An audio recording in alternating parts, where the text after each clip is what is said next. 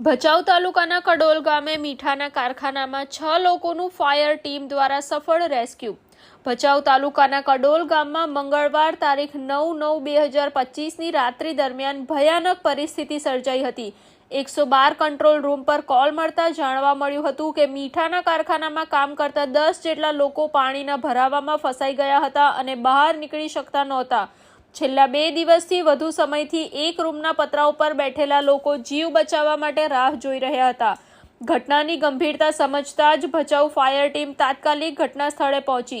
ત્યાં પહોંચતા જોવા મળ્યું કે ચારે બાજુ પાણી જ પાણી ભરાયું હતું અને કોઈ પણ તરફથી પહોંચવાનો રસ્તો નહોતો। ફાયર ટીમે સતત 10 કલાકથી વધુ સમય સુધી તનતોડ મહેનત કરી। અલગ અલગ કારખાનામાં ફસાયેલા લોકોને શોધી સફળતાપૂર્વક 6 લોકોને સુરક્ષિત બહાર કાઢ્યા। ટીમે બોટ દ્વારા 15 કિલોમીટર દૂર સુધી મુસાફરી કરીને 4 લોકોને બહાર કાઢ્યા અને ત્યારબાદ 3 કિલોમીટર દૂર જઈને 2 લોકોને પણ સલામત રીતે રેસ્ક્યુ કર્યા। આ બહાદુર કામગીરીમાં ભચાઉ ફાયર ટીમના સભ્યો પ્રવીણ દાફડા, ટીમ લીડર કુલદીપભાઈ શક્તિસિંહ સોઢા સક્રિય રહ્યા હતા।